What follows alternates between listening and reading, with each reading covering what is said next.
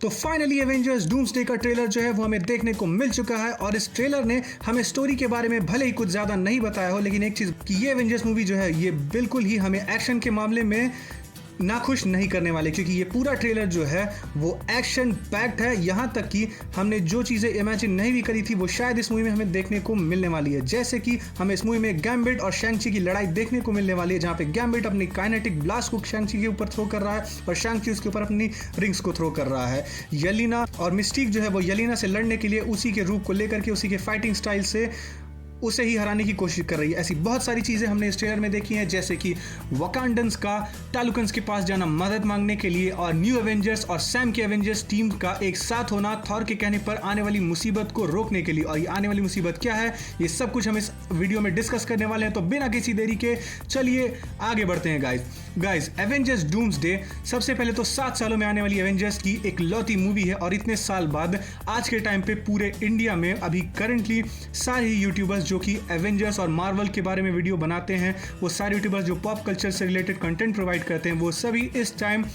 चाहे वो न्यू हो या पुराने यूट्यूबर्स हों, वो सभी इस टाइम एवेंजर्स से रिलेटेड कंटेंट पे ही काम कर रहे होंगे, जिसमें से एक मैं भी हूं। और मैं सच बताऊं, मैं पर्सनली बहुत ही ज़्यादा एक्साइटेड हूं और मैंने जानबूझकर ये वाला सेक्शन इस वीडियो में रखा है ये बताने के लिए कि मैं एज अ फैन एवेंजर्स का कितना बड़ा फ़ैन हूं। मैं जब छोटा बच्चा था तब से मैं एवेंजर्स की मूवी देखते हुए आया हूँ और इस ट्रेलर को देखकर पूरी तरह से वही क्लासिक ओजी एवेंजर्स की वाइब आ रही है। और लास्ट में ट्रेलर के एंड में जब वो एवेंजर्स का बीजीएम बजता है, पूरे 7 साल बाद बिल्कुल नए अंदाज में एवेंजर्स की उस बीजीएम को सुनना, it feels so nostalgic guys. तो गाइज इस ट्रेलर में हमने देखा है कि थॉर जो है वो फैंटास्टिक फोर के साथ मिलकर के न्यू एवेंजर्स और सैम की नई एवेंजर्स टीम के साथ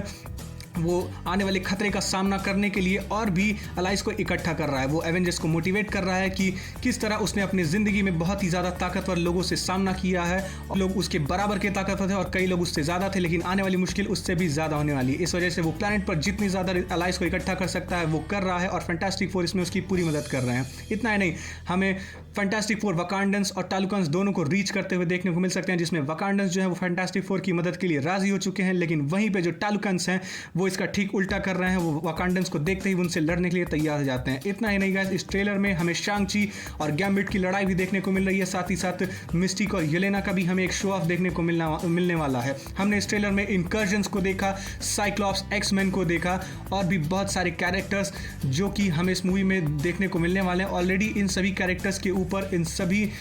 न्यू एंट्रीज़ के ऊपर हमें पुराने टीजर्स में दिखाया गया था कि हमें कि कौन कौन से कैरेक्टर्स अपीयर होने वाले, उन कैरेक्टर्स का मोटिव क्या होने वाला और इस ट्रेलर में वो कैरेक्टर्स किस तरह से एक दूसरे से इंटरेक्ट करने वाले हैं, हमें उसका एक बेसिक आइडिया हो चुका है। ये ट्रेलर हमें ओरिजिनल स्टोरी का मेन प्लॉट बिल्कुल भी रिवील नहीं करता। इनफैक्ट ये ट्रेलर जो है बहुत ही ज़्यादा एक्शन और बिल्डअप पे फोकस करता है, जिसमें हमें केवल थॉर के मोनोलॉग्स ही देखने को मिलते हैं और साथ ही साथ डॉक्टर डूम का भी लुक देखने को मिलता है, लेकिन उसका पूरा लुक कंप्लीटली रिवील नहीं किया जाता है। हाँ, ट्रेलर में एक सीक्वेंस ऐसा है जहाँ